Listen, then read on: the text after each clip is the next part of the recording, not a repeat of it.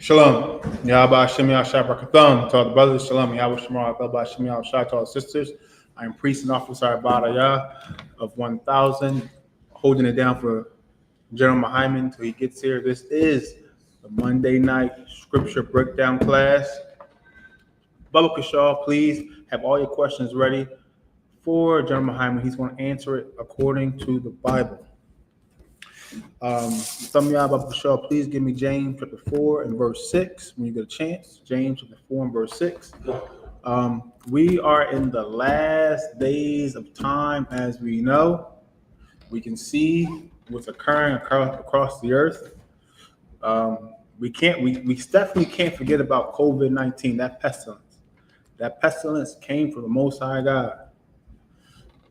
We have earthquakes, rumors, and wars and rumors of wars. We see what's happening in the Middle East. We just got to be prepared spiritually. We got to make our election sure. We got to double down on this truth. We got to, our faith is our work, so we got to show the Most High God our faith by our actions, by how much we love this truth, and how we do that is by putting the work in as much as we can. We got to, I remember as Captain Mashak said, bet it all black. Bet it all black. So we invest our money into this truth. Please, Baba Kashal, give me the book of James chapter 4 and verse 7. Come. It's the book of James chapter 4 verse 6. Verse 7, Baba Kashal. Verse 7. Submit yourselves therefore to God. Submit yourselves therefore to God. That is who we need to submit ourselves to. Not to idols, not to the imaginations of man. That's what an idol is. Man created it. We can't serve the Christianity, Caesar Borgia. We can't serve Allah, Buddha, Krishna, Egypt, the Egyptology gods. We can't serve any of that stuff. We need to serve the Most High God. He's a jealous power. We are in this captivity because we broke His law, statutes, and commandments. That's why we're here. He wants us to get it right. He wants us to fight our flesh so we can serve Him the right way finally. And we have a shining example by our King, Yahweh Shamashiach. So we got to submit ourselves unto God, unto the Most High God. Serve Him. Keep His dietary law. Keep His high holy days. Not the 4th of July. Not throwing firecrackers in the air on the 4th of July, injuring our fingers, blowing off our hands and feet. Not doing those things.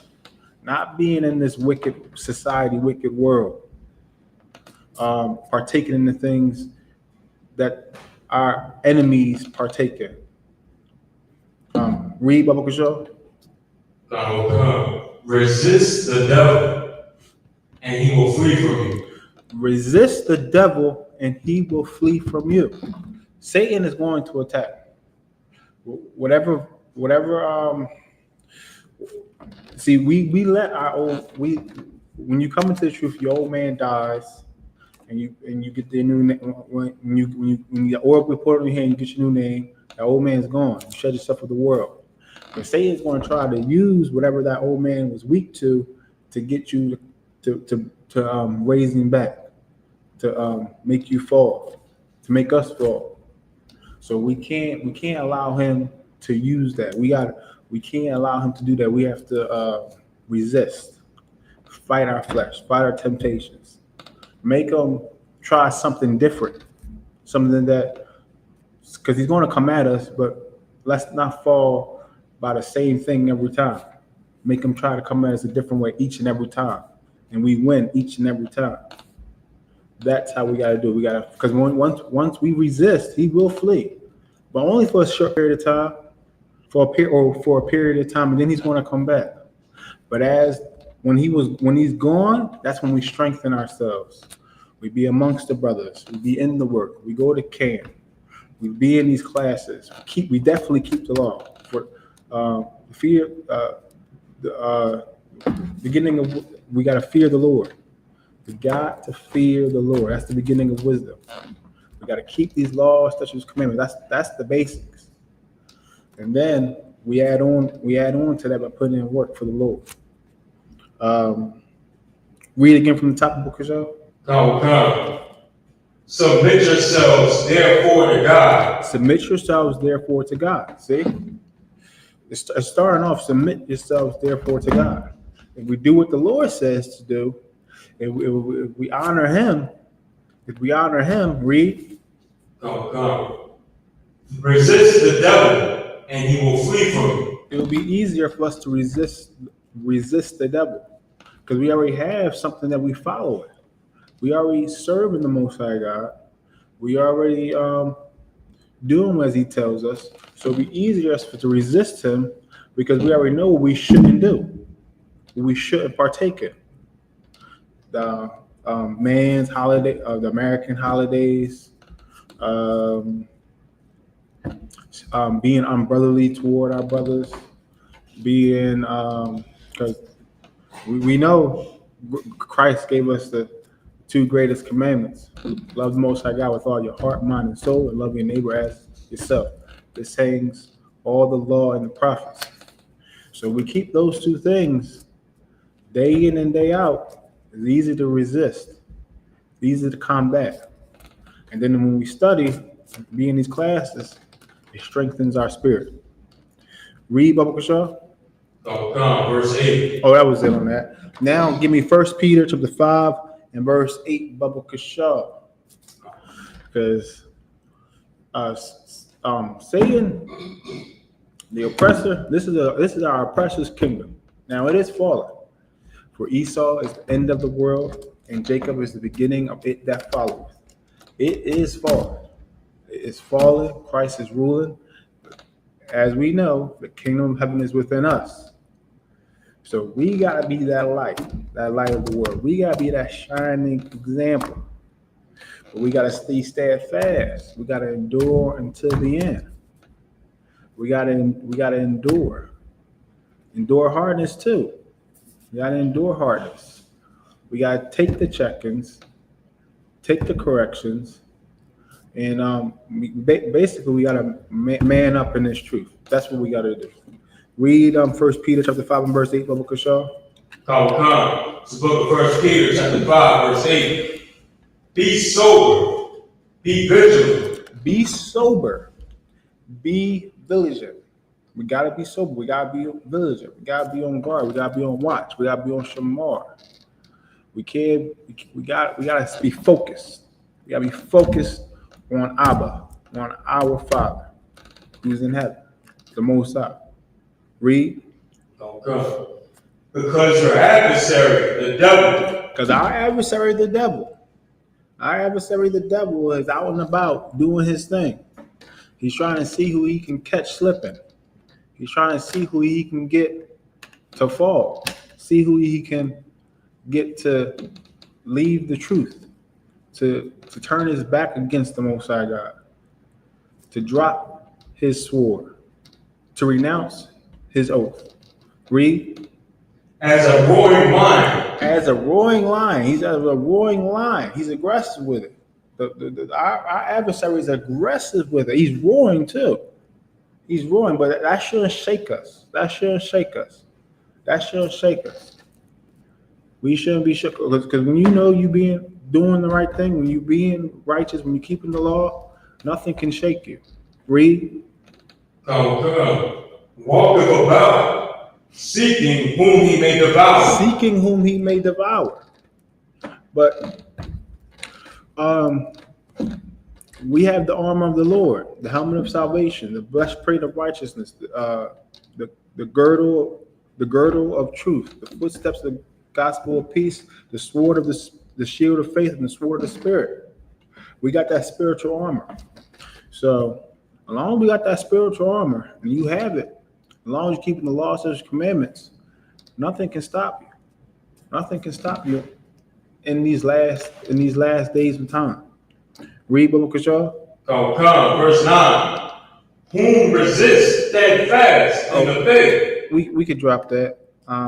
Give me 1 Thessalonians 5 and verse 2. 1 Thessalonians 5 and verse 2. Yeah, our adversary, that roaring lion, he won't be able to shake us. He won't be able to shake us. Now, like I said before, we in these last days of time. So now is not the time to slip up. And if we do slip up, we have to correct it immediately.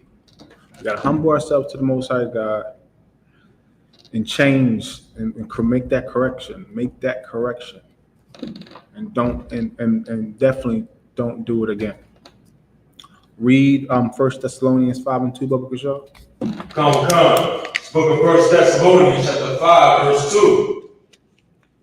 For yourselves know perfectly that the day of the Lord so cometh as a thief in the night. See, we know perfectly that the day of the Lord comes as a thief in the night. So it's going to come when we least expect it. When we least expect it. Just as a thief in the night comes when everybody's asleep, no one's expecting him. Everybody he comes and he goes. That's how the day of the Lord's going to be. It's going to come. It's going to be when we least expect it. Everybody's going to be doing their own thing, and boom,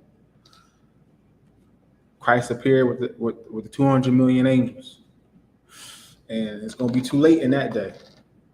So we got to get prepared now. Change our ways now. It's very important that we do it. We have. It's like in the kingdom, we're going to have to keep the laws, statutes, and commandments anyway. You're going to be forced to, or off with the head. So, and we're going to be in a culture raised in keeping the laws, statutes, and commandments. We're going to be it's going to be written in our inward parts. But why not keep it in Satan's kingdom where you can get a crown for it in Christ's kingdom? There's a high reward for eternity if you just keep the laws and commandments now. There's a high reward. High reward. And the Most High God has something in store for us that we can't even imagine. Like everything that we picture, that we think the kingdom of heaven is going to be, there's something else that hasn't even come into our minds. And we can think of the wildest thing, but there's still something else, something greater that the Most High God has in store for us that we can't think of, because the Most High God's thoughts is higher than our thoughts, and His ways is higher than our ways. So of course He's on a whole different level, and we just can't imagine it. Give me Matthew chapter 24 and verse 36, Biblical Show. Yeah, that thief in the night. So we must get prepared. Be prepared. We gotta get our minds out of America. We don't want to be partaker of its sins, of its plagues. That's to come. There's more plagues to come. There's more to come. So let's just do as our King did. Let's follow Yahushua Mashiach, commonly known as Jesus Christ. He was perfect, so we can do it. He had a father and a mother, Joseph and Mary. He came like any other man on the earth. So we have no excuse, none whatsoever. Read Matthew 24 and verse 36, Biblical Show. Come, the book of Matthew, chapter 24, verse 36.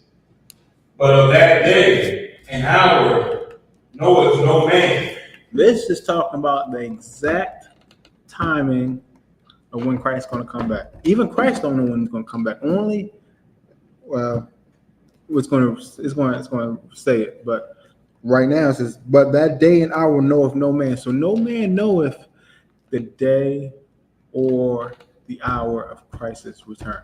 Because if we knew it, we would try to fix ourselves up at the last second. But we are rebellious and hard-headed people. We always try to get over. But we got to do things the right way. And we are that vessel of honor. The Lord made us that vessel of honor, that vessel of righteousness. We are supposed to be the light of the world that shines on top of that hill, the salt of the earth. We give the earth its flavor. Everyone follow after us. So let's do it the right way. And we can. We can do it. So read Bible Krishaw. Come. No, not the angels of heaven, but my Father only. See, not even the angels of heaven is privy to this information. Only the Most High God knows is when he can, when he's going to send his son back to the earth to rule, and he put these heathens and nations into their place. So, we must get prepared. We must get prepared.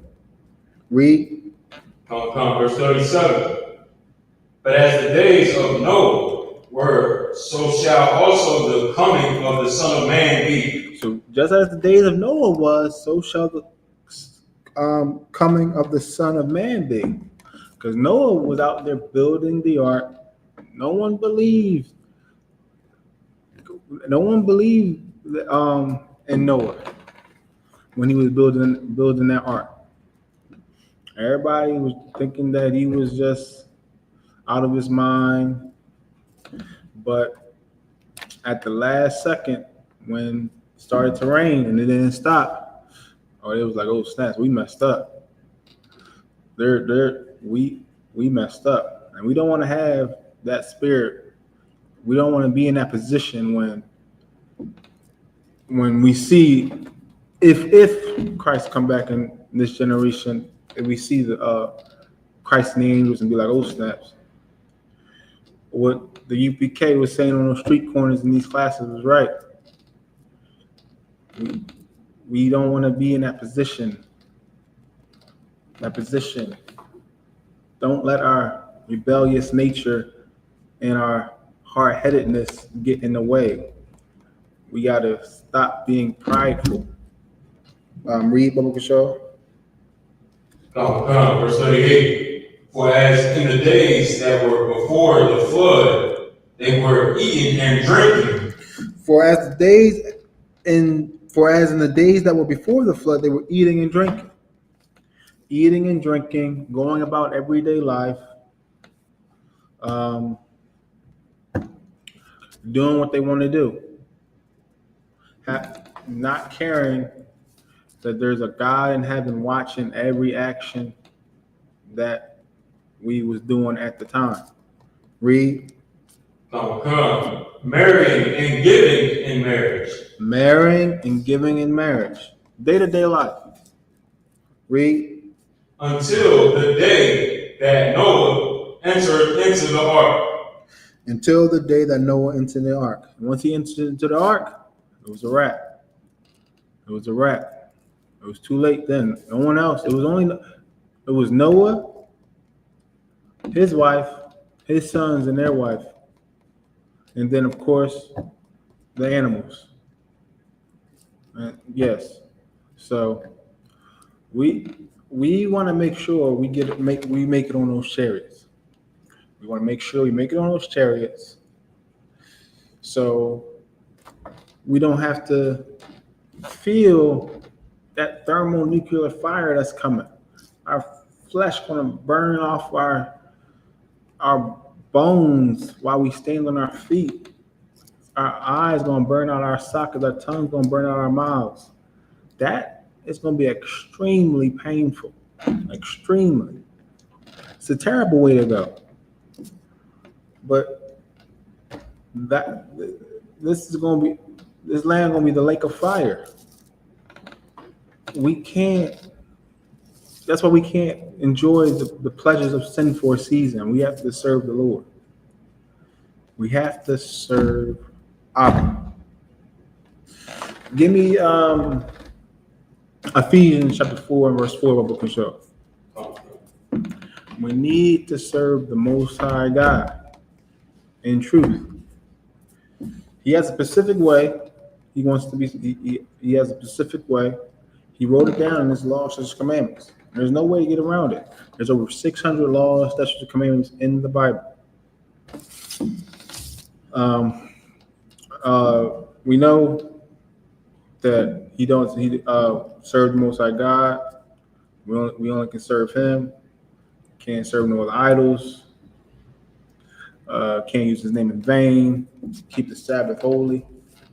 We got to keep the Sabbath holy. Keep His high holy days holy, separate, set apart. Can't steal. Can't unalive, as we know. Read up show. Book of Ephesians chapter 4, verse 4. There is one body. There is one body. And this is what we must know. We got to go through the straight gate.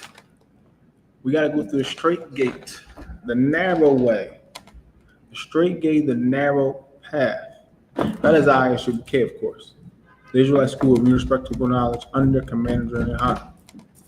This is the only way to the Lord, to serve the Lord, to be in Christ's army, be in the Lord's army. Read. There is one body. There is one body. That is the I.S.U.P.K. Read. And one spirit. There is one spirit, and that spirit is the spirit of warfare. There is one spirit. That is the spirit of warfare. You want to pick it up, Crumb? You want to pick it up? Ephesians chapter 4 and verse 4. Can you just grab the mic, Bubba Shaw? Crumb, y'all.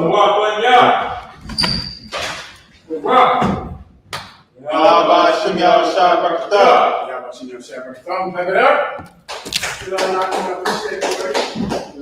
Hold it down. Help you out a little taste if I could. I'm going to take your questions. That's what I'll do. In the room and online. Un momento. Mi nombre es General Mahayaman, servicio a placer de la General YAHANNA. Nosotros somos la Escuela Israelita de Conocimiento Práctico Universal. Comenzamos en 1 West Calle 125, Harlem, Nueva York, desde 1969, debajo del mando General YAHANNA. Carnales, esta es la verdad. Si tú eres hombres hispanos, negros o indios nativos, tú eres Israel, elegido de Dios. El pueblo elegido de Dios. Tu madre y tu padre dicen que somos un culto y mantienen su iglesia sin culpa, pero su iglesia es culpable de todo lo que nos están pasando. Already.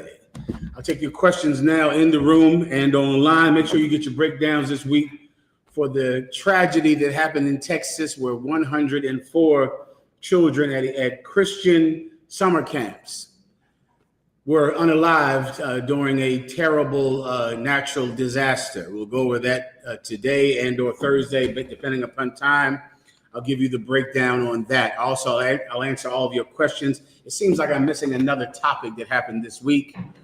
Shout out to the Carolinas. Give North Carolina, South Carolina, the South, Atlanta, Georgia. Give them all a hand. Mississippi, give them a hand, man.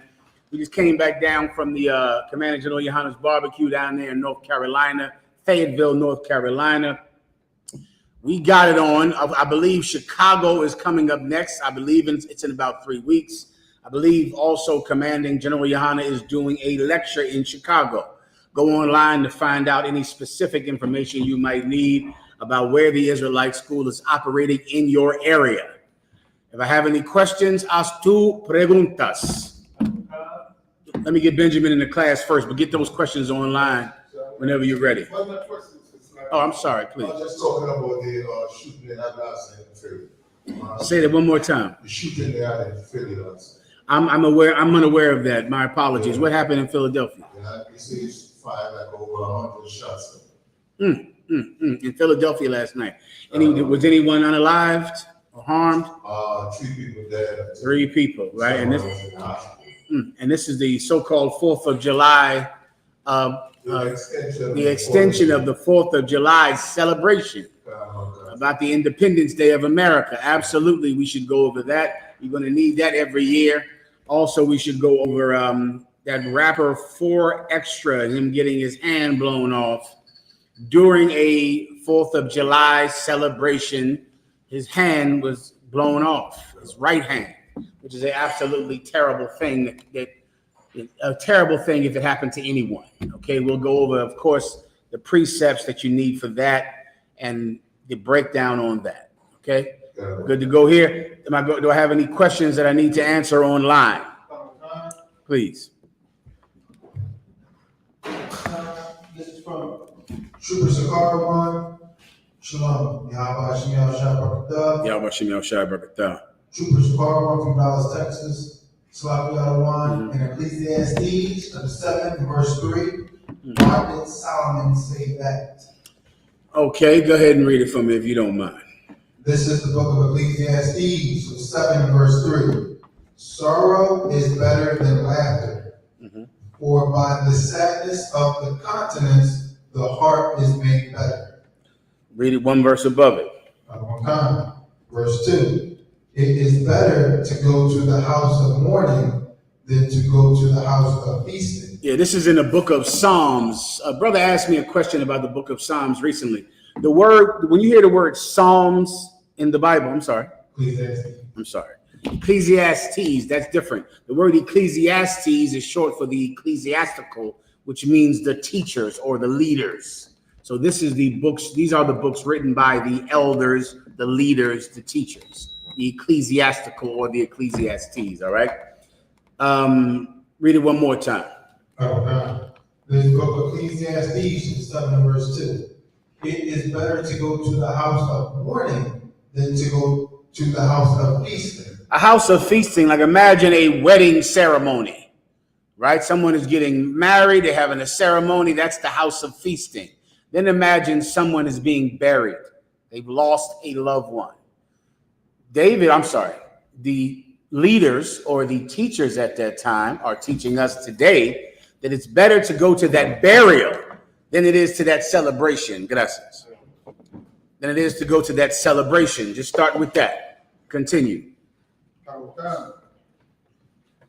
For that is the end of all men, and the living will lay it to his heart. You know why it's better to go to a funeral, a burial, than it is to go to a wedding celebration? Because all of us are going to end up right there, and men will take that to heart. You know what's hard to remember on the 4th of July? Death. The 4th of July is an amazing celebration. Is it not, Benjamin? Oh my God, the fireworks, the pork ribs, and the potato salad and the smoke off the grill, children playing. Everyone is off of work to make sure that everyone can celebrate. The problem is during celebrations like that, you can forget about death. And death is something that you better prepare for. You better be weary of. You better be careful of its coming, because for most of us, its coming comes quickly. It's fast. That's what happens. You're at a 4th of July celebration. All you're thinking about is getting drunk and partying. You're not thinking about losing your life. So what happens? 100 people get shot. 3 people get killed. Some poor brother blows off his right hand because he didn't consider death during that day of celebration. He didn't think about it. You don't think enough to be careful when you're celebrating. You understand? It's like drunk driving or having illicit sex with some promiscuous woman. You're not thinking about AIDS, HIV, gonorrhea. You're not thinking about how this will ruin your life in child support court, or how her baby's father is going to put a hole in your head. You're not thinking about that. You're thinking about the pleasure of sex. That's the dichotomy that you have to understand about life. If you get super infatuated with pleasure, then you will forget about the coming death. And you don't want to do that, brothers. That's how you die. Everyone understands? Continue. Verse 3. Sorrow is better than laughter. Oh, please believe it. Sorrow is better than laughter. Now, because of what happened to that poor brother 4 Extra, blowing his right hand off, everyone will learn. Those stories about the 4th of July are going to be on everyone's phone, like they have been on the news every year for what, 50 years, 100 years, back when they had black and white newspapers, when they talked about the Halloween massacres that would happen on Hallows Eve, and all of the terrible events that happen every 4th of July, all of the drunk driving, all of the children that lose their parents and parents that lose their children because everyone had to celebrate. So everyone has to die. It's better. The day of death teaches everyone. Now you go, oh, that poor brother lost his hand playing with fireworks as a grown man. Those poor brothers at their barbecue, they lost their lives. Why? For a barbecue? Some poor brother wanted to join a Greek fraternity. And now because he wanted to drink and get girls and party, he's dead now. You see, we're going to learn from the deaths. We'll learn nothing from the partying. Do you understand? There's nothing to learn from the celebration. Oh, but there is a great deal to learn from the dying. I pray you understand. Continue. Make sure everyone can hear me online. Like I forgot about the microphone. Just give me a 1W if you can hear me online, or if I'm being heard correctly online, give me a 1W. You got it. For by the sadness of the continents, the heart is made better. Yeah, by the sadness. So now, instead of hearing about how wonderful the fireworks were, or how wonderful the Jay-Z concert was, or how Beyonce rocked out the 4th of July party, that will not fix my life. I won't turn my path from death to life, from vida o muerto, because of a party that they had at some concert, because of how high and how drunk everyone got when they were out partying. That won't fix my child molestation. That won't fix my alcoholism, my drug addiction. In many cases, it makes it worse when you hear about people partying and having fun. But I absolutely can be changed by a sad countenance, by hitting rock bottom. Those of you out there who understand what I mean, then you know what I'm talking about. That's an important thing in drug addiction, alcoholism, to hit the bottom. Why? Because the bottom is where you change. You don't change when you're partying, snorting coke, and getting high. When you're having a great 4th of July, you will never deal with your past trauma or what happened to you in your childhood, because you're always drunk and you're always high and the fireworks are beautiful. So that won't change you. But the sadness of death, that changes a brother up. It changes a woman. It's better for you. It's rock bottom. Everyone understands. I believe I answered the sister's question, all right? Anything else? I'm sorry, the brother's question. Pardoname. This is from Trooper Sigarawan, Slavi Adawan. Can you break down the history of the I.S.U.P.K? That's a long history, brother. We've been around for quite a few years now. Since 1969. I'll give you the abridged version of it, all right? You have slavery. During the time of slavery, unbeknownst to our slave masters, at that time, slave masters kept black people working so hard. Black people in the South worked from can't see until can't see. That's an old slave term. From can't see to can't see, or from can't to can't. Meaning they worked from sundown to sunup. Those were their literal hours. Sundown, so sunup is like 4 or 5 a.m. It's when the rooster crows. Sundown is 7, 8 p.m. at night. And that was their schedule. And there was someone watching over them. They called them overseers to make sure that they never took any unauthorized breaks. Someone watching them closely. Many people don't discuss how closely a slave was watched. If you ever want to get angry, which I don't need because I'm far too angry already, is go look up the whistling walk. The whistling walk was a walk that kitchen slaves had to do in America, where whenever they were in the kitchen, they had to whistle. They had to be whistling while they were in the kitchen. And they always had to whistle, and they're whistling as they're cooking, whistling as they're bringing the food to their masters, whistling as they're stirring the pots, because if you did not whistle, then you were suspected of eating.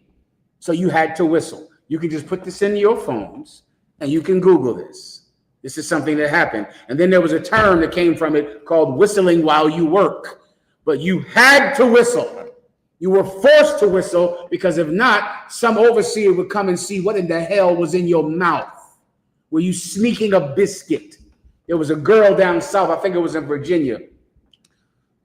I can't even talk about it, but she was caught eating a biscuit. Okay? So because of that, everyone had to whistle while they worked. That was how life was for slaves in America, right? During that time, unbeknownst to our slave masters, we would still find a way to illegally read the Bible. Against the law, we would read the Bible. We would sneak off into the woods, and we would read the Bible, and we would realize that we were the true Jews and that our slave masters were the oppressors of Egypt. We made that correlation. We began to wear headbands on our head, just like the ones we wear today. You can find artifacts with slaves tying a headband around their head, going into the woods. A few famous notable Israelites were Harriet Tubman. Harriet Tubman believed she was an Israelite. You can Google this now, but this was something that Commanding General YAHANNA and the brothers above me had to find before I was ever in school. That Harriet Tubman was an Israelite. Nat Turner was an Israelite. But there were many Israelites who then realized they were Israelites. They were not in the truth because they didn't have the full picture that you have now. But they knew that they were the children of God and that the slave master was the oppressor. Nat Turner based his rebellion on that fact. Harriet Tubman based her rebellion on that fact as she led her people to freedom. And they called her Grandma Moses because she believed she was an Israelite and she was leading them out of captivity. Well, at the end of slavery, when slavery was over, Jewish people began to hear about these Jews, black Jews in the South.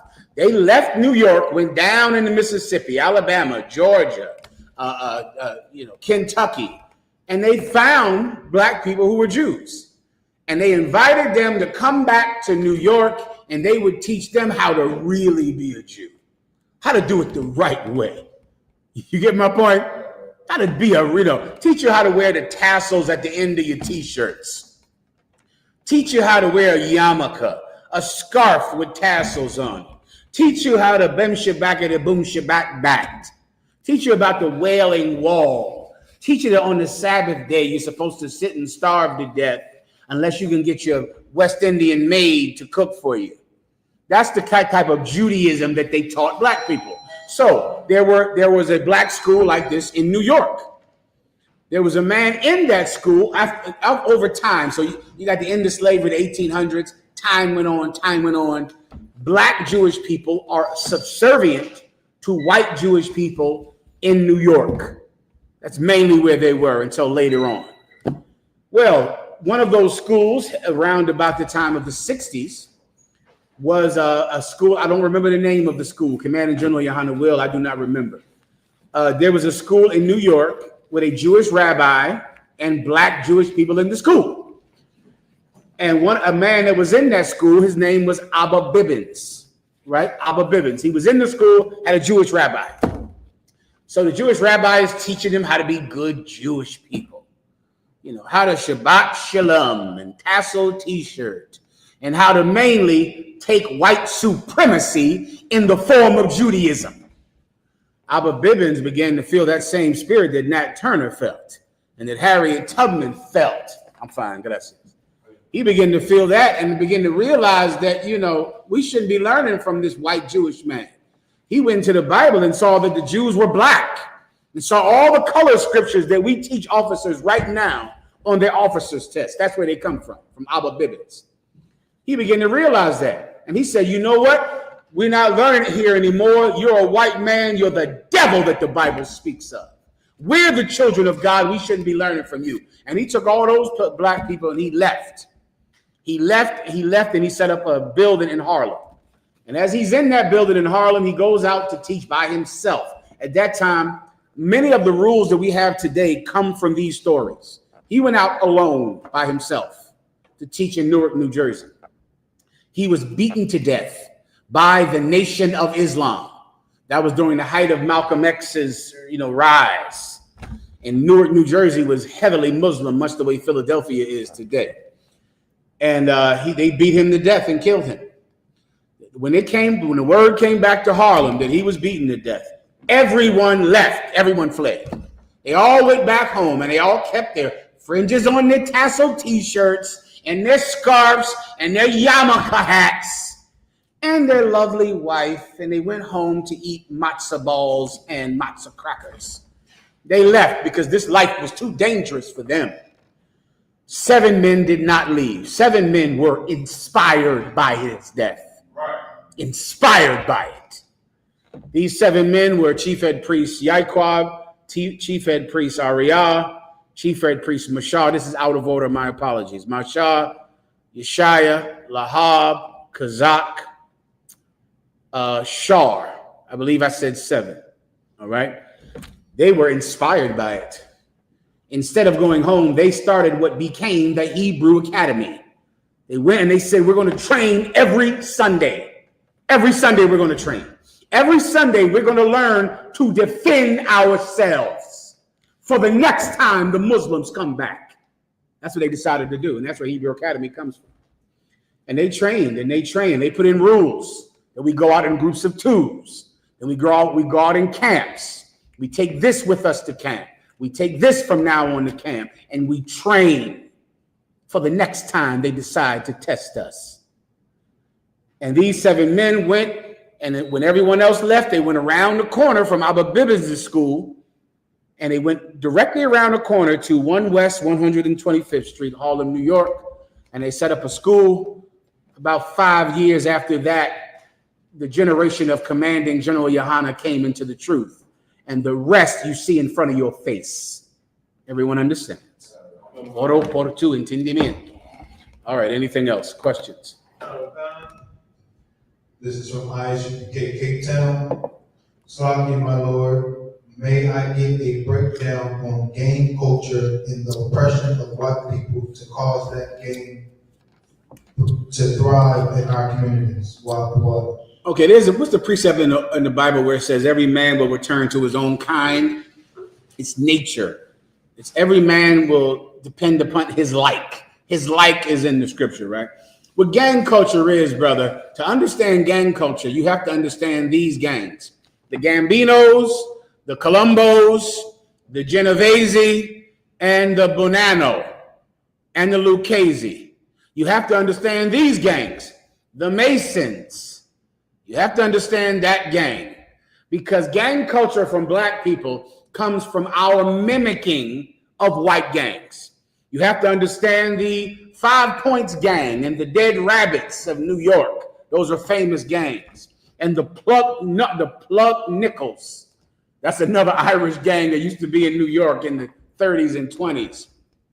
Irish and Italian gangs dominated New York City because of immigration. They came over here to America. They were being oppressed from the British white people, from the white people who were not Irish, not Jewish, not Italian. So they banded together. And they believed that because they couldn't get a fair shake in the naturalized American world, they had to turn to a life of crime because they couldn't get a job. They couldn't get a job because the job would be given to a person who was born in America, not to an Irish immigrant or an Italian immigrant or a Jewish immigrant. Many of you young people have heard about Murder Incorporated. You've heard of that name before, right? Murder Inc. You've heard of that before? Murder Inc. is a Jewish gang that was around during the 1940s and 50s. All Jewish people. Lepke Libowitz, and Meyer Lansky, and Bugsy Siegel, who were all members of Murder Incorporated and who killed thousands of people. Also, the people that they killed were also Italian. They always killed their own people. Italians killed Italians. Irish killed Irish and Italians when they were at war with each other. They killed each other. That's what they did. And they were so prevalent. And then they went into politics. They went into the unions. And then another Irish gangster named Kennedy, his son became president. And John Kennedy's father was an Irish gangster, a bootlegger who sold alcohol during Prohibition. And he was one of the biggest bootleggers in the country. And he was an Irish gangster. But he made enough money to get his son president. John Kennedy became president with the help of the Italian mafia. Am I telling you, is this a conspiracy theory? You know I don't know about conspiracy theories. All I know is what I can prove. And what I just said, I can prove it.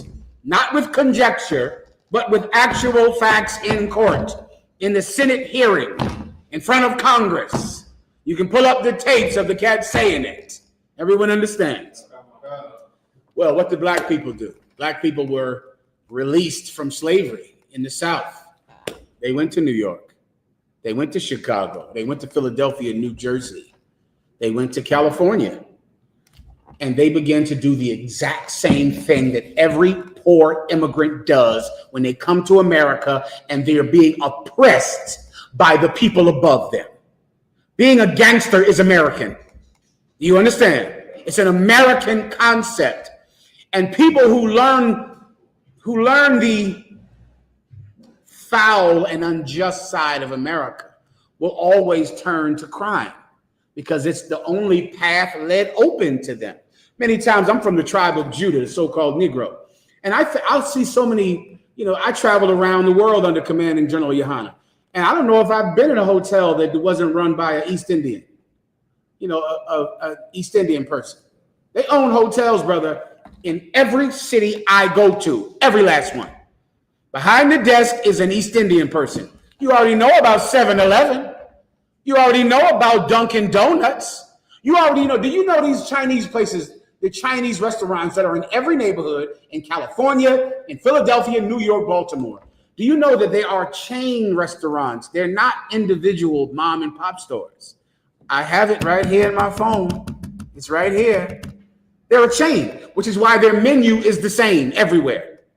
Their menu is the same everywhere for the same reason that McDonald's menu is the same everywhere. Because there is some Chinese company in China who sends people to America with special government help and government grants, and they set up these restaurants in black neighborhoods, and they're only allowed to do it in black neighborhoods.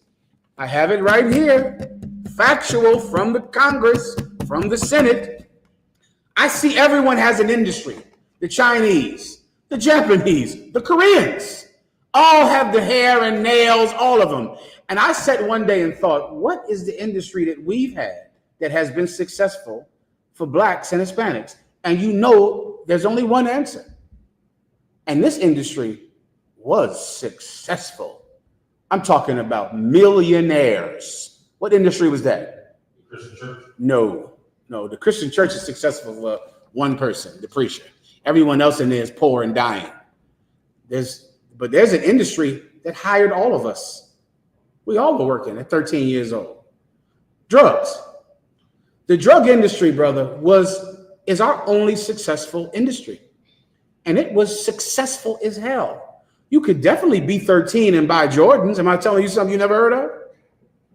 You could be 13 years old and have gold chains and a car. You could get hired. Right there, you're hired. You're 15 years old. You have a car and gold chains. Do you know how many billionaires came in the neighborhood you live in? There was some cat in West Philly had $50 million. I think it was like 10 years ago. Harlem, brother, forget about it. I'm talking millionaires up and down the block. Millionaires. All of them, 20 years old. All of them have multi-million-dollar businesses. They're 22. And I said, that's it. Like our only successful business was the drug game. And that is terrible because the Chinese don't have to say that. Although the Chinese do crime as well. In Chinese neighborhoods, they have Chinese gangs. But they can't say that's their only successful business when we're the people who are here the longest. Well, that's gang culture, brother. Gang culture is a path. Like imagine a crowded highway and you're trying to find a way to drive, but it's traffic. And then a path just opens up and you just drive straight through. That is crime. Crime. You're trying to make it in America the legal way. You're trying. You're trying to go fill out applications, trying to go get a job, trying to not sell drugs, trying to not do it. And brother, there's a traffic jam. Everything gets in your way. Now you're on child support. Now you're even stressed out. Now you're living in your car. Now you're sleeping in your car. Now it's like a traffic jam trying to make it. And then all of a sudden, a path opens up and you just drive through. What you don't know is at the end of that path is death and destruction. That's why it's open for you. Gang culture is American, and blacks and Hispanics, regretfully, are American. Anything else? Let me humble myself to ask you. Please, absolutely. Well, it seemed like gang culture originated in the East Coast. Why does it seem so prevalent on the West Coast? Well, okay, there's many different stories about how that came. The one that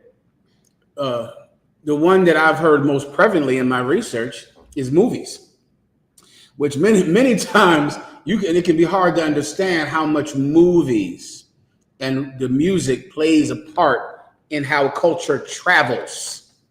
You understand? And there was a movie in the 70s called Coolie High. Coolie High was a movie where they wore rags on their head and they wore cane and they had walked with canes and hats. And this movie became to be very, very popular out there in the West Coast. Very popular. This movie was based in Chicago, right?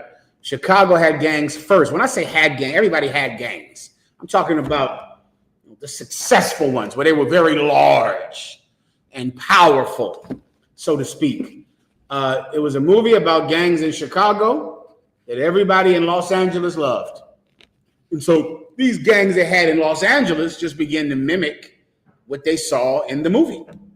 They began to dress like them and wear bandanas like they did in the movie and to act like them. And so they already were a gang already, but they just began to do the things that they were doing in Coolie High, which is why it's such an evil thing to teach people through music and TV a sickness. Because I know for a fact that white people believe that listening to certain music influences people to do crime because Leo Cohen said it. I have him saying it on the Breakfast Club. He said he didn't want to let his kids listen to hip hop music. And Charlemagne, the so-called God, said, why not? And he said, because I knew it would influence my children to do crime. And then Charlemagne said, well, damn, why did you let black people listen to it? You know what his answer was? Hey, I gotta eat. That's what he said. So if this white man knows that rap music makes other people commit crime, then I know that they knew it. And I know how gang culture got out to Los Angeles and got out to Philadelphia and got everywhere. Before you know, in the 80s and 90s, everybody equipped in the blood everywhere. I wonder what happened in the 80s. Oh, Snoop Dogg. Now I remember. Oh, Death Row.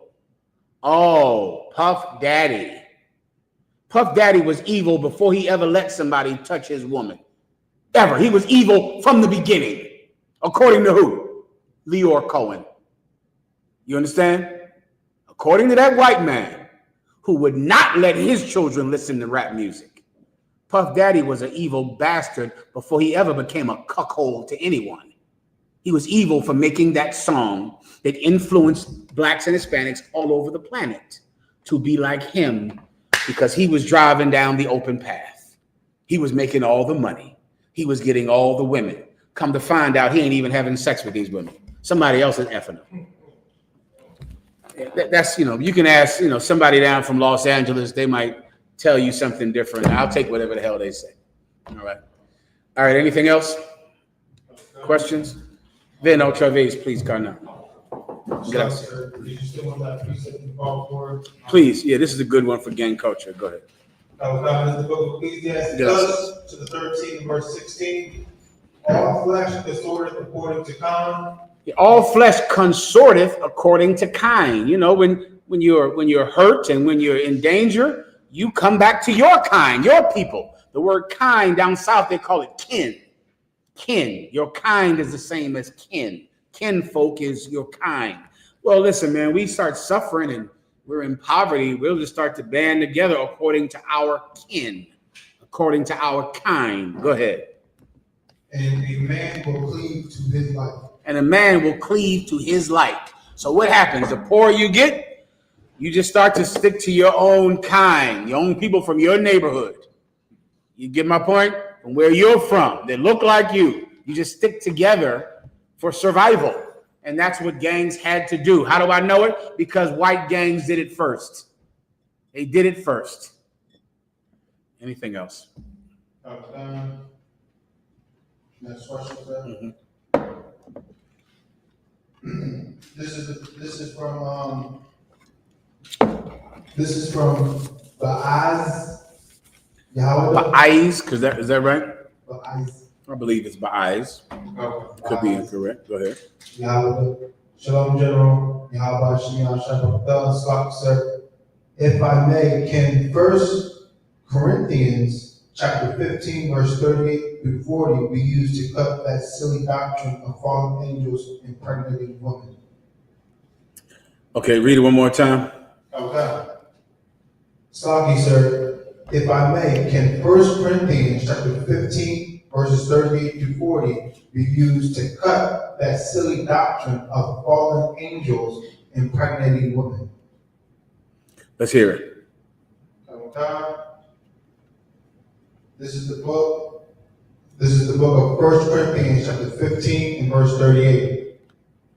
But God giveth it a body as it had pleased him, and to every seed his own body. Absolutely. This is an excellent precept to prove the silly lie about what they call the Immaculate Conception. There's many precepts, but this is a good one. This will also cut the belief that when you die, you become an angel, right? You don't come from an angel seed, so you can't become an angel, but you can become a man. For your sake, I would recommend that you become a better man. But that's what you can become, a better man. But you cannot become an angel because you're two different species. Everyone understands. Próximo. Próximo. Gracias. Go ahead. This is from Hamilton, Slaki Adawan, Amani Hamilton, Slaki Adawan. Is it okay for your husband to not spend time with you and communicate with you when you can't afford to give him money that he asks for? Are you saying that is the reason that he's doing it? If she's saying that is the reason that he's doing it, on face value, próximo, on face value, no, that's incorrect. If a husband is just saying, give me $20. If you cannot give me $20, then I will not call you on the phone. That is wrong. Now, in my experience, there's another side to the story, meaning her husband's side. More than likely, if I was to talk to him, he would say that what she is saying right now is actually not factual to the reason that he is not speaking to her. So, but since she asked the question, I'll just simply answer it. No, it is wrong if your husband says, do you have $5? No, then I will not call you until you give me $5 because that is how much my phone calls cost. That would be unkind. That would not be treating her the way the Bible says to treat her, or to dwell with her. That would be incorrect. However, because I've been doing this a few days, more than likely that is not the reason if I was to ask him. Everybody understands. All right, next, próximo. Okay. This is also from Amani Hamilton. Slaki, sir. I also want a clarification on if it's appropriate for a woman to suggest how money is spent, and if your husband can take money from you to buy his other ribs gifts but ignores you. Well, that brother's sitting somewhere like that, motherfucker. That's why I don't call you. More than likely, sis, this is why he doesn't call you. This right here. Right? She gave her name, right? So, sis, probably this is the reason that he wants to spend time with his other wife, because his other wife doesn't embarrass him publicly. Women, you don't understand men, a lot of you, because you're so self-centered. And being self-centered can cause you to be ignorant about every other person in your life. There are so many women that don't understand the damage that happens to a child when they leave the father of that child, because they simply want to be happy, because they're tired of him, because he's cheating on her, because they're sick of crying and waiting for him to come home every night. So you have no idea how much you're going to destroy that child. That child's life will absolutely be destroyed when his family breaks up. Your family breaking up, is that the first great trauma, everyone? Which one is it? What's the first thing that makes you go, damn, my whole life is turned upside down? I believe it's when your parents break up, or maybe when you realize you don't have a father. Like, if there's a thing that happens in childhood that stops you from being a child, it takes away your innocence. And until this thing, you're kind of innocent. Then something happens that makes you grow up too fast.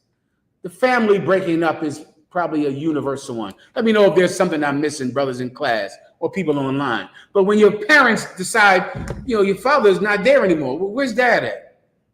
When is dad coming home, mom? Where dad is not coming? Who's this new guy coming in here? And some new man walks in, your mother introduces you to her new man, and her and her boyfriend are wondering why you just don't accept him. Isn't that crazy? I always think about that, like, the bitch looks at you like, this is my new boyfriend. Now play football with him. Play video games with him. He gonna take you to school. He gonna watch you now. And every parent looks at the child like, what the hell is wrong with you that you won't accept this new man I got?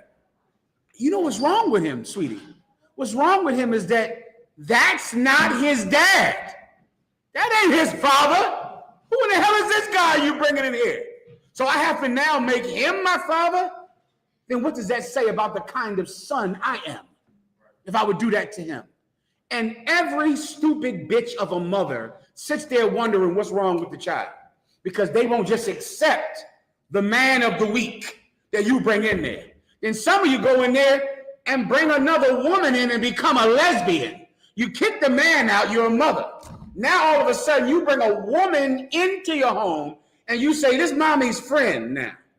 This mommy's friend. And then the boy is looking at her, or the daughter's like, this is a woman, mom. What in the hell is happening in my life? You wonder what's wrong with the child, why he doesn't listen to you, why they start to rebel against you. You add that with the child molestation, brother. We need the Lord. We need the Most High God. You understand? What's your sister's name again? Amani Hamilton. Amani what? Amani Hamilton. Amani Hamilton. What was her question? Let me answer it for her. And she also put another question in the chat, sir. All right, go ahead. Amani Hamilton says, the water, sir. If you don't, Let me answer the first one before I get lost. I'll get to the next one next. Any questions in the room, just get them ready. Go ahead.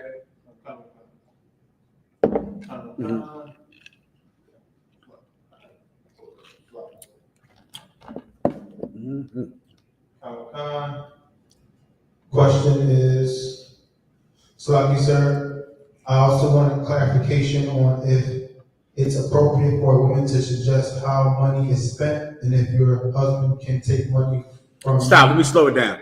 Is it appropriate for a woman to suggest how money is spent? Absolutely. It is absolutely appropriate for a woman to give you her mind so that you can work together for the betterment of the family.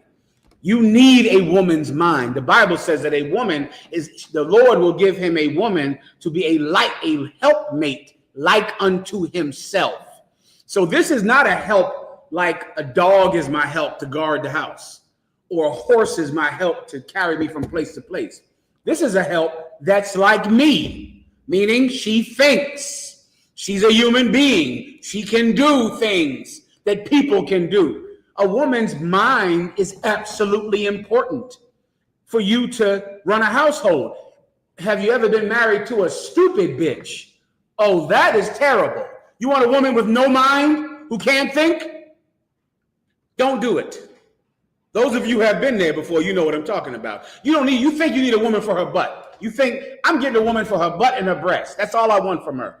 Until tragedies happen and decisions need to be made, and you got a dingbat in your bed. You got somebody in your bed that is dumb. And all of a sudden, her looks aren't as important.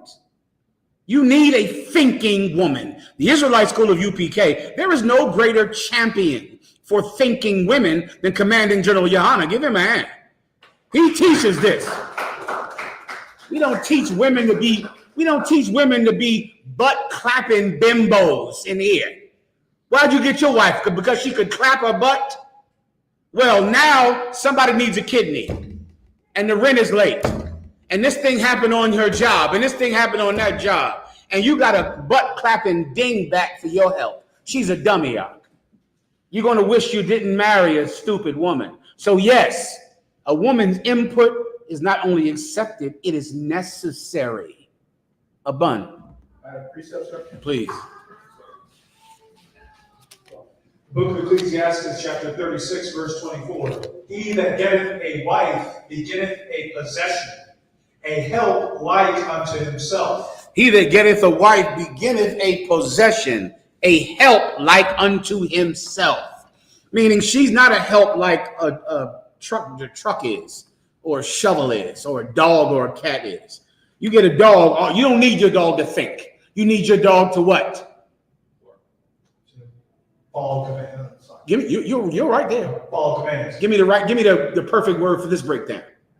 Orders. The perfect word for what you need your dog to do for this breakdown about what is not necessary for a woman, which is not primary for a woman. You need your dog to, a bun? Roll over. That's close. That's a good one. You need your dog to, please, obey. That's what you need a dog for, right? A dog doesn't think. A dog obeys. Sit up, sit down, roll over. That's a perfect dog. Is that all you need a woman for? Ooh, you ain't seen hard times then, young man. Yeah, you might need a woman where you go, shit, baby, what in the hell are we going to do? Suggestions? Let's hear it, sweetie. What you got? I don't need you to roll over and beg. I got a dog for that. But do you have any ideas about how we're going to get this rent paid? Or how we're going to get these kids in a better school? Or how I'm going to get a new kidney? Or how I'm going to get health coverage? Ideas, yeah. There's a time in life when a clapping butt will not suffice. Yeah, so this is a helpmate, not a dog. A dog, all a dog needs to do is obey you. You got a great dog. Because you're never going to ask the dog, what school do we put the children in? Do you understand? But you might need a broad that can Google something. And they can go talk to the school board. And they can go talk to a teacher and talk to the doctors to see about the services that you might be able to provide for your child. You might need a woman who doesn't just obey, but a woman that can think. Listen, that's my suggestion to you. But there's a lot of clapping butts out there, so I know you'll forget everything I'm saying as soon as I'm done. And the clap is pretty loud, so I totally understand. All right, what was our other question? There was a second part to the same question first that we wanted to. Please, go ahead. And if your husband can take money from you to buy his other gifts but ignores you. If your husband will take money from you and give it to his other wife and ignore you, what's her name? Amani Hamilton. Well, here's what your husband has to do. And this is important to understand for you brothers that want to have more than one wife. What your husband has to do is be a just husband. You want to be just, Doc. If you're over anything or anyone, you need to be just. Now, just is different than fair. Fair and just are not the same things. Sometimes they can be conflated. or because you think that, fair means I give you $1, I give him $1, fair. But if this child brung terrible grades in here, if this child does not know how to behave, then it is unfair if they get the same as the other child. It's unfair. So just is what you want to be. You want to be just if you're over a camp, if you're over a city, if you're over a woman, if you're over a child. Just. So that even the bad child can say to himself or herself, I didn't get money because I was bad. The child can't say, I didn't get money because he doesn't love me, or because my father thinks my sibling is better than me. You want to be just so that that argument does not sound solid in the mind of that person who you lead. So your husband could absolutely be wrong for taking money from you and giving it to his other wife, or your husband could be absolutely right to do it. That could be the just thing to do, especially when you, what's your name, Imani? What's her name? Especially when he finds out that Imani said her name in class and talked about her husband in class today. So more than likely, he's going to want some money for phone calls. He's not going to come see you without you paying him. And he's going to take that money and buy his other wife lovely gifts, wonderful gifts of flowers, candies, delectable delights to amaze the imagination. So you don't want to put your husband in a situation where, to be just, he has to punish you. Then, of course, you're the one that has to be corrected, not him. Do you understand, Imani? What's your last name she put up there again? Hamilton. Do you understand, Imani Hamilton? Do you understand? Let me know that you understand. ¿Lo entiendes?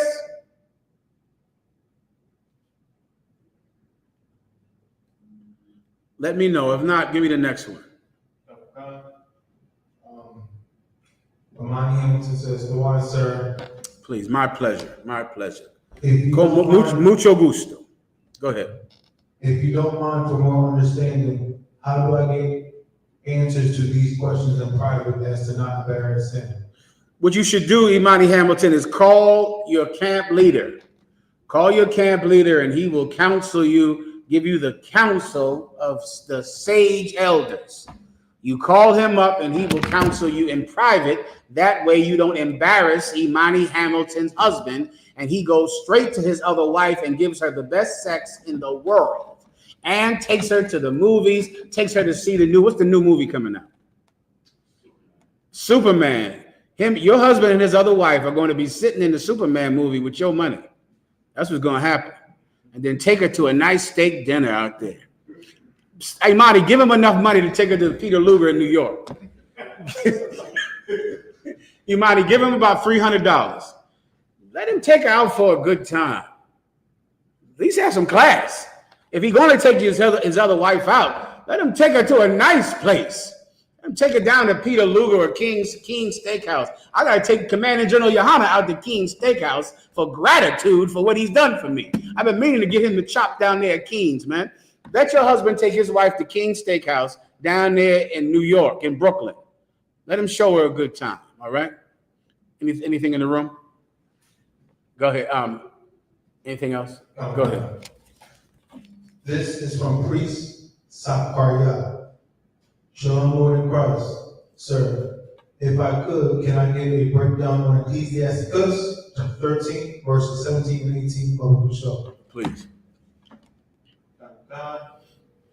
This is the book of Ecclesiasticus, chapter 13, and verse 17. What fellowship hath the wolf with the lamb? So the I don't have that with file the on me. It's lamb. not in my pocket. See if I left it. I need somebody to round it to me real fast. All right. All right, shalom. Say one more. Okay. What fellowship hath the wolf with the lamb? Uh-huh. So the sinner with the godly. Yeah, this is excellent. Do me a favor.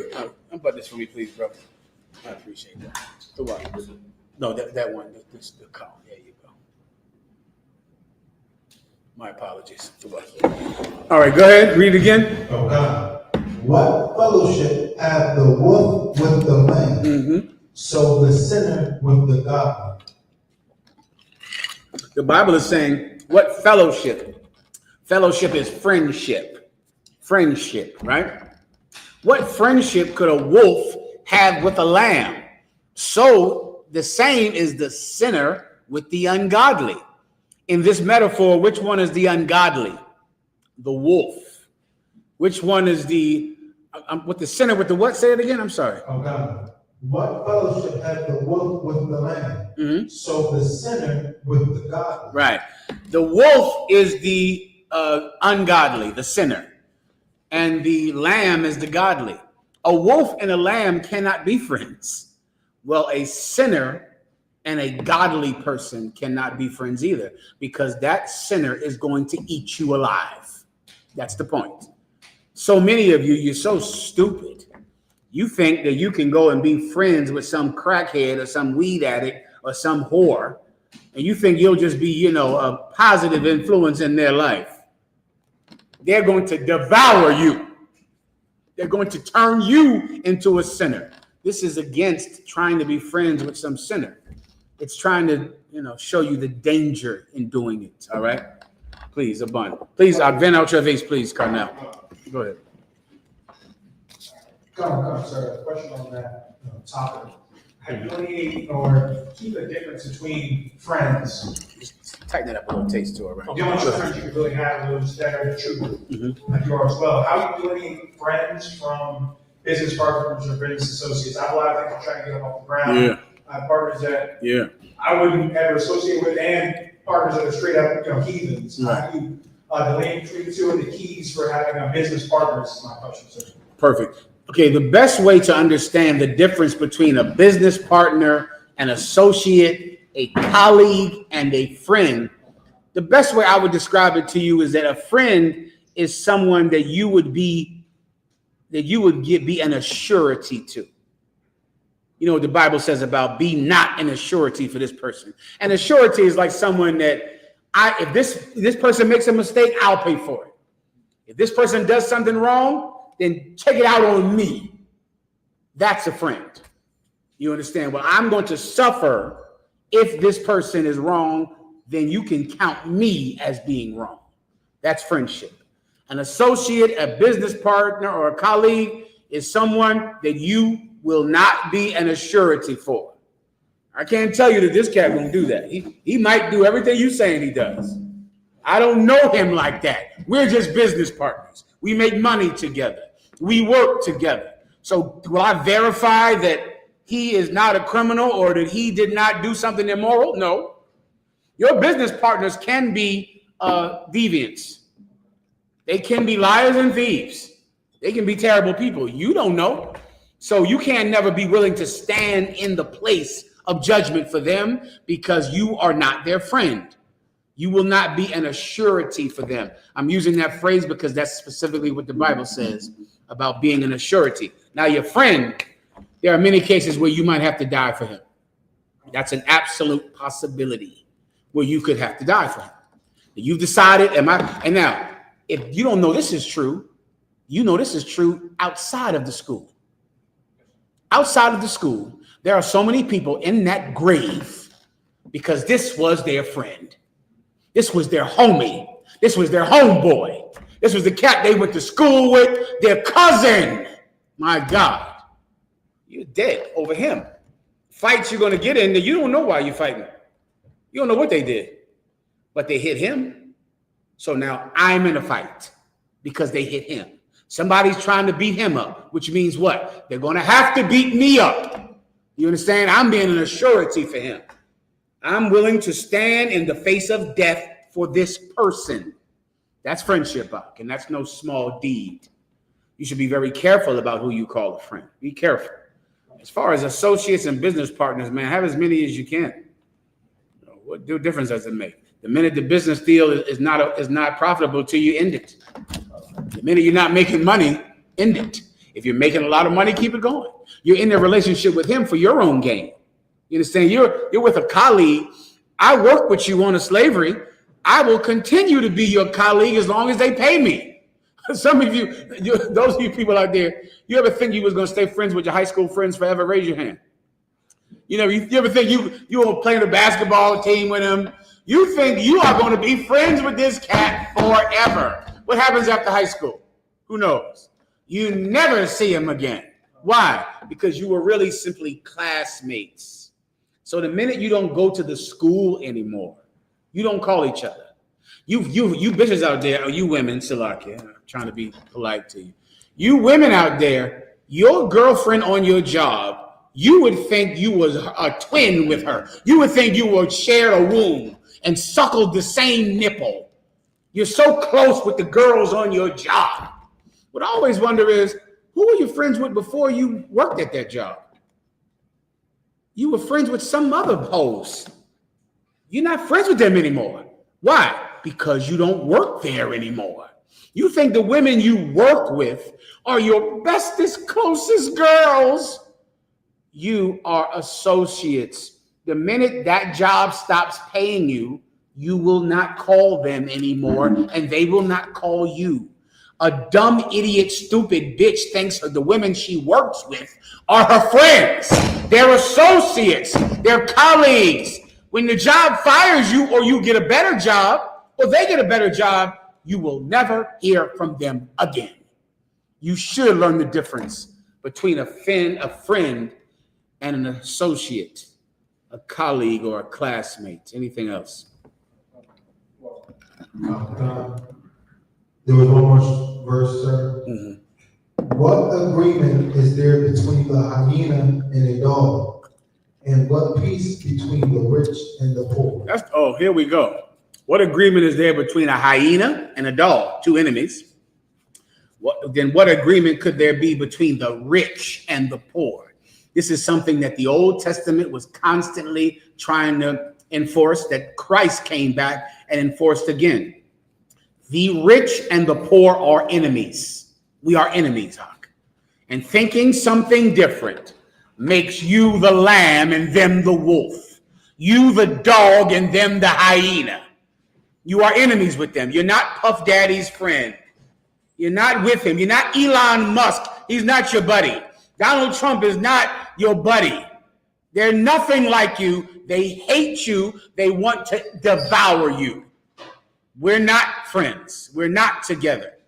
And if you don't understand it, maybe the coming events will make it more clear to you that rich men hate you. Anything else? That's it for that. All right, that's the whole breakdown. Go ahead. This is from America is Burning. Young man Jordan checking in from Harlem. General breakdown on Daniel chapter 3 and verse 4. Please, warrior. Good job. This is the book of Daniel chapter 3 and verse 4. Then an herald cried aloud, to you it is commanded, O people, nations, and languages. One more time. Is there a question about this? Just a general breakdown, sir. On 3 and verse 4. Read 3 and 3. Oh God, this is the book of Daniel chapter 3 and verse 3. Then the princes and governors and captains, the judges, the treasurers, the counselors, the sheriffs, and all the rulers of the provinces were gathered together unto the dedication of the image that Nebuchadnezzar the king had set up. And they stood before the image that Nebuchadnezzar had set up. Mm-hmm. Verse 4. Then an herald cried aloud, to you it is commanded, O people, nations, and languages.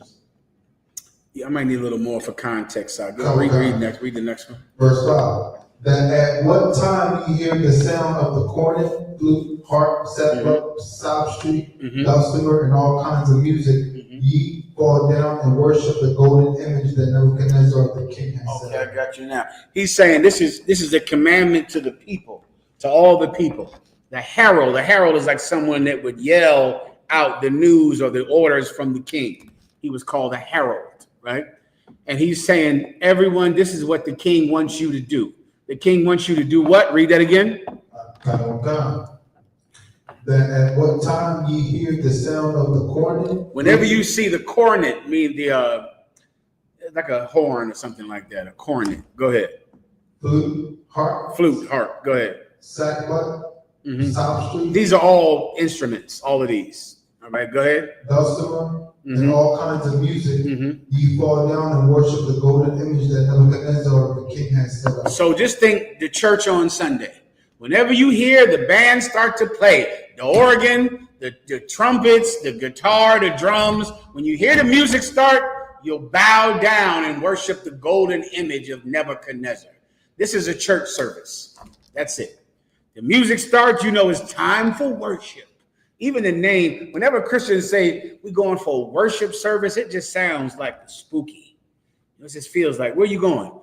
To worship. We're going to church for a worship. It sounds like Dracula.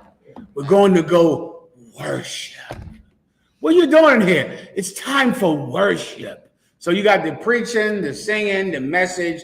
Then it's just a time where everybody just go, oh Jesus, worship. You're scaring the hell out of the children. It's a horrible place. That's what happened during in Babylon. When you hear the band, when you hear the instruments, now it's time for the worship of Nebuchadnezzar. And just like Nebuchadnezzar, you're worshiping a white Jesus in that church, an image of some false god. Continue. He just wanted verse. Give a bun the mic. Two semi-related questions. So one is, what is the school stance on the big beautiful bill? I didn't read it, it's like 1,000 pages, but to do synthesize like the main points for those people. What's our stance on? Well, I'll tell you what Martin Luther King said. Since white people love Martin Luther King so much and Christians love Martin Luther King so much, Martin Luther King said a budget is a moral document, because in the budget, whatever you think is the most important, that's what you will spend money on. And the thing that you think is the least important, you will take money from.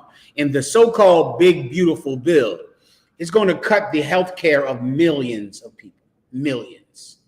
The benefits off of millions of people are going to lose their health care because of this bill. And the rich are going to get even richer. Before Donald Trump became president, already 1% of the people on the planet had 99% of the wealth. That's before Donald Trump was president. Then Donald Trump popped up on the scene and inspired everyone with his message of hurting Mexicans and hurting black people. People were so inspired by the hatred Donald Trump has for Hispanics that they gave him power to take all of the rest of the money from the poor and give it to that same 1%. The great beautiful bill is a tragedy to the poor. It's going to take away health care. And when you're young, you might not understand this, but when someone takes away health care, they are quite literally killing you. This is not hyperbole. I mean, this is why you're going to die, because you can't go to the doctor. Because you can't, if a black or Hispanic man cannot get what is that test for colon cancer? Colonoscopy. If a black or Hispanic man cannot get a colonoscopy, you are dead. I'm not talking tough talk. Black men have the highest rate of colon cancer. Let me tell you how bad it is with colon cancer, right? When you do the research on colon cancer, it gives you the people that are at high risk. And it says smokers, drug users, black. And when you read it, you go, well, God damn it. Wait, what is that? Like the thing says smokers, drug users, alcoholics, black. According to the medical profession, your race is like a determining factor of illness. Just like if you were to smoke 5 packs of cigarettes every day, or if you were an IV drug user, or if you were an alcoholic, it's the same as being black. It's exactly the same. If you do not go get that colonoscopy out, you're dead. That is just what is going to happen. So someone that takes away your ability to get a colonoscopy is killing you. Black women, if you cannot get prenatal health, if you cannot get the help that a woman needs when she has a child, you are dead. Black women die on the delivery table more than anyone on the planet. I mean, countries with no health care, countries who are poor, Their women live through childbirth more than black women in America. Serena Williams recently damn near died, and she's in health and she's in shape. She still almost died. And when you read the list, she fits the factor of what kills you. You know what it says on the list? It says long-term smoker, IV drug user, morbidly obese, black. That's what it says. So just being black means that you're going to die without some help from the Lord God. And the Lord said, take heed of the physician for what he is useful for. Someone taking away your healthcare rock is killing you. And they want to do it on purpose. And they're supported by a great number of people. So that's the big, beautiful bill, brother. Is there anything else? Go ahead. Oh, you know what else was cut in the big, beautiful bill? Did I tell you? Early warning systems for hurricanes and tornadoes. That was also cut. I have it right here in my phone. It's a video from about 3 months ago. If I can play it, let me know. It's about 3 months ago where the newscaster said, I can't predict storms anymore. I can't predict them. He said for 30 years, I could tell you if the storm was going to turn. I could tell you whether or not it would hit you for 30 years. Now, I just don't know because the funding from the National Weather Service that we were getting, we don't get anymore. So I can't tell you. Remember that, Texas. Remember that. It quite literally is going to kill people. People are going to die, and people are already dying. Because why? Because one stupid idiot was smart enough to know that poor white people will do anything if you will exercise hatred to blacks and Hispanics. They will give you their paycheck. They will even give over their lives if you will promise to take the life of Hispanics. All right. Anything else?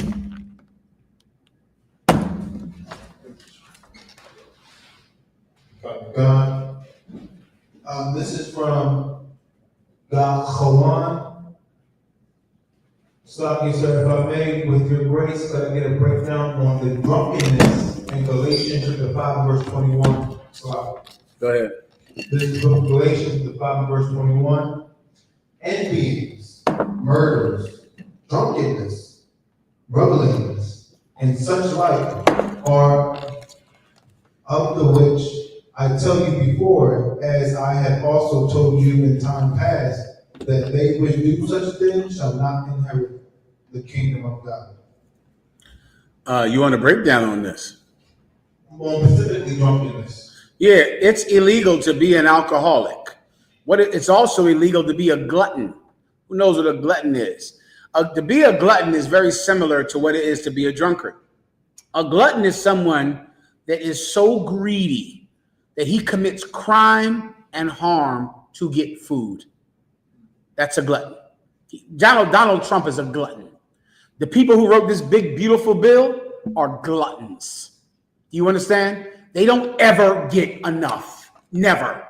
They have all of the millions of dollars, billions of dollars, yet they're going to take away school lunch programs and health care and help the children need because they don't ever get enough. That's a glutton. And the Bible would take them outside and stone them at the gate of the city, brother, that the nation perish not. How in the hell are we going to eat when you have to take it all? How are we going to get health care when you have to have all the money? How are we going to survive with you here? You eat all our rations. You eat up our supplies. You rich white men are like locusts in a field. You eat everything. So we have nothing. The Bible would take you to the gate of the city and stone you to death. Well, here you are. You're a drunk. How are my children going to walk to school when you are going to be driving drunk every morning? Drunk behind a wheel. Drunk every day. Always drinking, destroying lives so you can get drunk. None of us can survive because you have to drink. The Bible would take you to the head of the city and stone you until you be dead so that the rest of us could live. That's gluttonous and wine bibbing. Wine bibbing, another word for it is wine bibbing because he drinks so much that he spills the liquor all over his shirt. He has to wear a bib because why? He's getting so much wine. So much, all of it. No one else can get any. No one else can live, survive, raise a family, walk across the street because of you. The Bible has a very quick and brief way to deal with gluttons and wine bibbers. If that's your question, that's your answer. Is there anything else? Okay. This is from Marcus Featherstone. Shalom, my Lord. Can I get a general breakdown of Ecclesiasticus, the 38, verses 16 to 24? This is the book of Ecclesiasticus, the 38, verse 16. My son, let tears fall down over the dead, and begin to lament, as if thou hast suffered great harm thyself, and then cover his body according to the custom, and neglect not his burial. Well, that's speaking about death, young brothers and sisters, meaning let tears roll down your face over the dead. The Bible also says that a righteous man is worthy of tears. There are people in your life that die and they deserve tears. They deserve tears. You should be crying over them. It's no shame in it, or if you think that there's something wrong with it. Of course, that's some misunderstood sense of masculinity that some of you get from having an alcoholic father. Some of you have an alcoholic father and you think a man cannot cry for anything. That's because of some misunderstanding about masculinity that you got from a drunk, abusive father. That's how white men are. I guarantee Donald Trump doesn't think he can cry over everything, anything. Because I guarantee his father used to beat the hell out of him. Everything he does says he had a white, abusive father who was cruel and mean, would take him outside and hunt and just teach him to hurt people. Well, if someone dies, you should cry over them if they were worthy of it. If they were worthy of it, you should cry over them. That's the point. That's the point of that precept. Come on.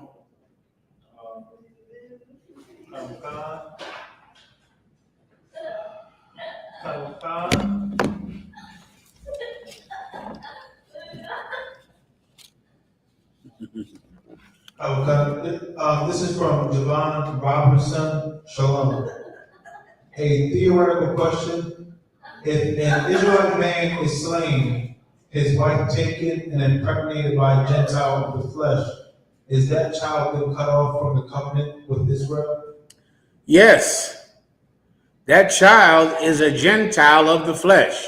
So meaning Israelite man. So I'm assuming she means that her husband is killed. So then she marries a white man. I don't know why you would do something like that. Or an African or a Chinese man. You don't want good sex? If I was you, I would not do things like that.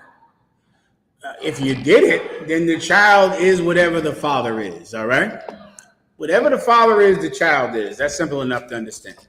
If the father is a white man, the children are white, regardless of what the mother is. If I plant an apple seed in Japan, what will grow? Officers?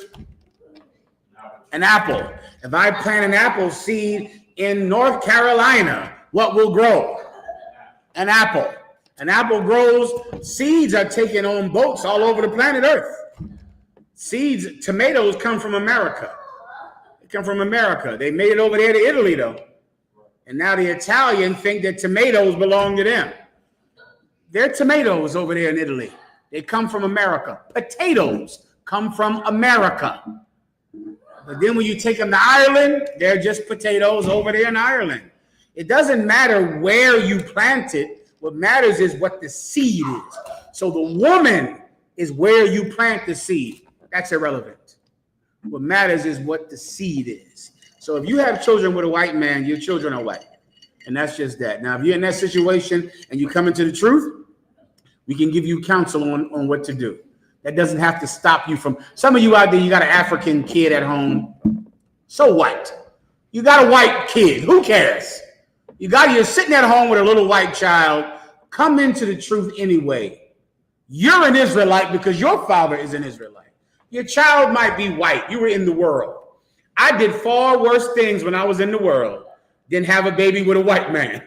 I did way worse things. So if you're a girl out there and you had a baby with a white man, come in the truth anyway. Bring that white baby right in the truth. We'll tell you what to do with that white baby. The white baby will grow up and be the head of the FBI. I counsel some people with white kids, brother. Them white kids gonna excel. I'm gonna train this white baby up to be president of the United States, and he gonna go in there and pass some laws for our sake. I'll create a white ally. This is a white baby raised by a black or Hispanic woman. The baby is not in the truth, but the baby absolutely knows that the dogs eat of the crumbs that drop from the master's table. So that baby will go become a president, police chief, mayor, and help people, his mother's people. There's a place for everyone to help if you want to help. So that doesn't have to stop you if your baby is a white man or an African. That's no problem, man. Just make sure you get your dumb ass in the truth, regardless of what your child is. Shalom, may I help you?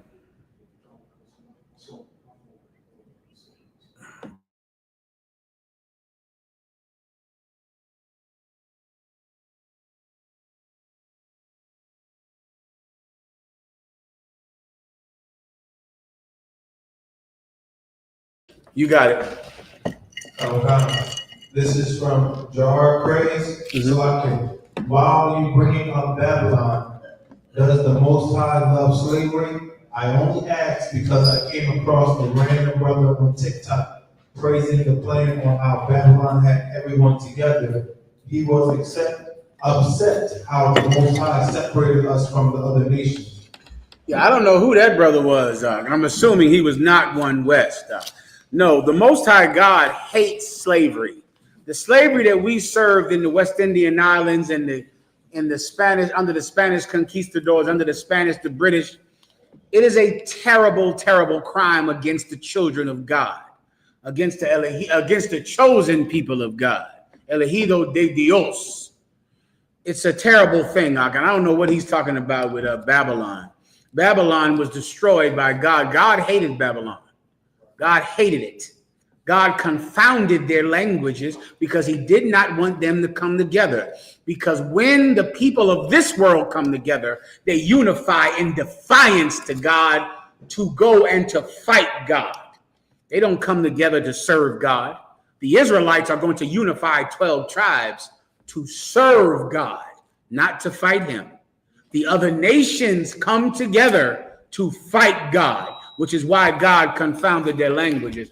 I don't know who you're watching online, but if I was you, I would have a discerning mind to know when I'm hearing BS and when I'm not. Any other questions? Okay. This is from Officer Zakaria. Shalom, Lord in Christ, General Slaki. Were there choirs in ancient Israel, and were they the same as the choirs today?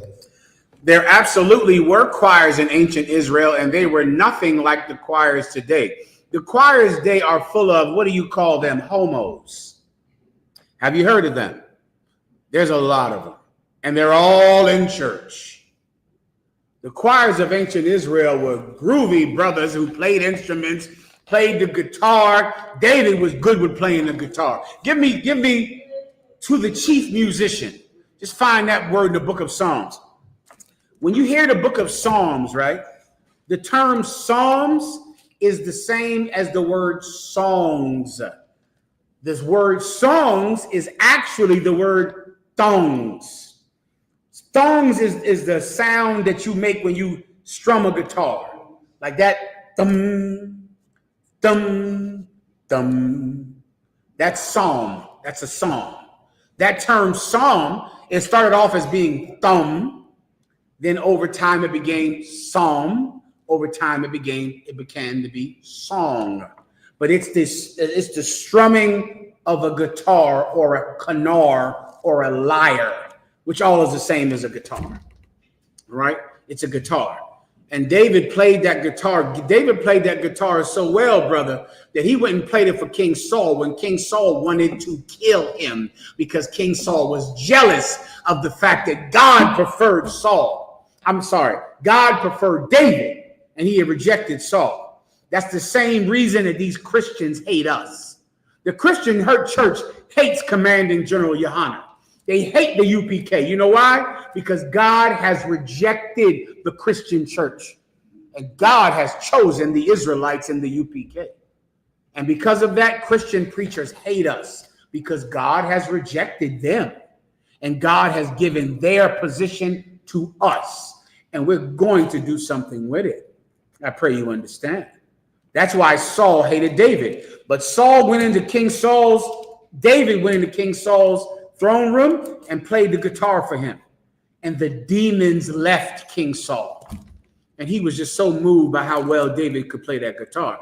Black people are creative. We're the musicians. We're the singers, the rappers, the orchestra, the producers of everything that is beautiful on this planet Earth. God said that ye are the salt of the earth. And if the salt has lost its savor, how will it therefore be seasoned? Our savor, the thing that makes us have flavor, is our law, our culture, our customs. If you lose it, then this world loses its flavor.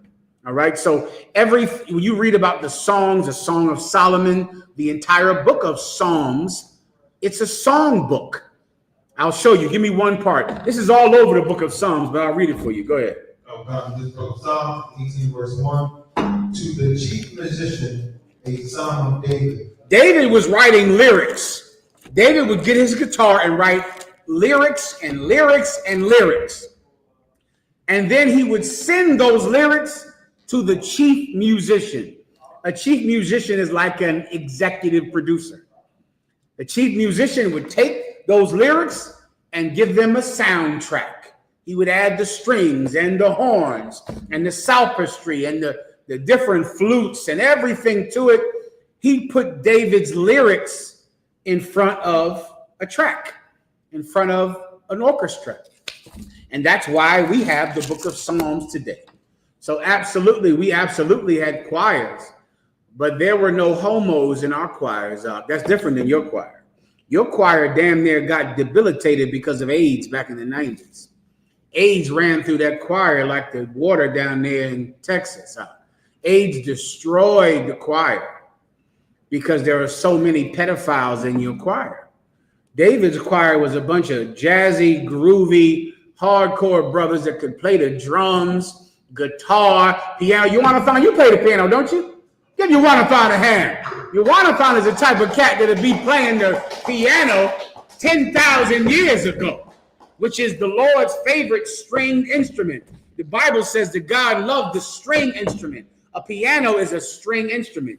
If you open it up, it's a string in there that you're hitting. A guitar is a string instrument. A piano is a string instrument. A banjo, a bass guitar is a string instrument. A bass is a string instrument. Those are string instruments, but you also have different wood instruments like the flute or the trombone or the 1,000 other blowing instruments. And the drums, you have those instruments. God loves them all. He loves them. They're in the Bible. We play them and we sing. If you're in the Hebrew Academy, you know we sing. Oh, forget about it. Sing the hell out of a goddamn song. Not like you homos, though. Not like your church. That's not like Tyler Perry. Not that singing, but singing like a man. I know that's foreign to you. Benjamin, brother, you know what I'm talking about. You know what it means to sing like a man. That's your culture, is it not, Benjamin? To know how to sing like a man sings. Judah, we've lost that throughout the years. But the West Indians, y'all don't lose manhood over there. So I thank you for that. Give the West Indians a hand. You do something too? I'm ignore it like I don't see it. I'm act like I don't see it. Because Commanding General YAHANNA is a Caribbean man, and he don't lose manhood. But I understand that every tribe has flaws, all right? But you hold it better than most. Well, you know how to sing like a man sings. Well, in the UPK, we sing like men. In the Bible, they played instruments, and they sung like men. All right. Anything else? Let me know. Are we going upstairs or what? Nobody's calling us. We supposed to go? It's up to you. Okay, we ain't ready to route. I'm sorry. Thumb you up? Okay, let me know that. Let's get it ready to roll. With that, let's pass the class over to Priest Officer Mathemya.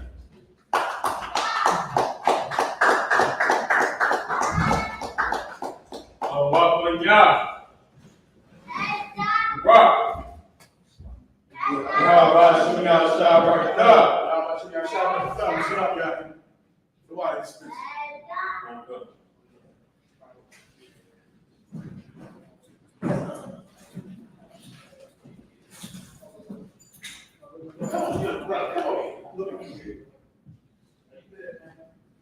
So I.S.U.P.K security announcements.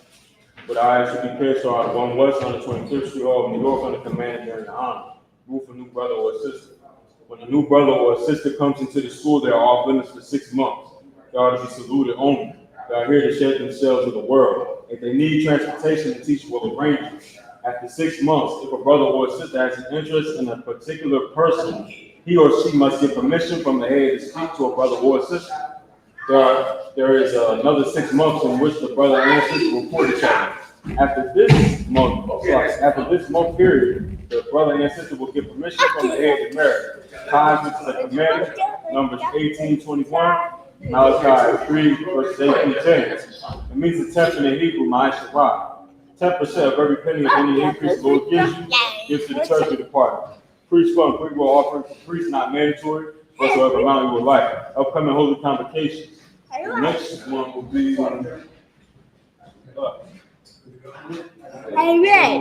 I believe the next one will be the memorial of blowing of the trumpets. You know what I'm saying? And the first day of the 7th month, Sunday, the 21st of September. You go find us in Leviticus 23, verses 27 through 32. For my occupant, I quietly check the bulletin board in the hallway. If any brother wants to be a trooper in the school, to start wearing all black, boots, shirt, pants, headband, and scarf. With that, men of Israel, Imagine, which means to stand. Gonna give a courtesy salute. Men of Israel, Imagine, Barak, Yahweh, Shem Yahshua, Barakah, Got the top, Pastor Smith.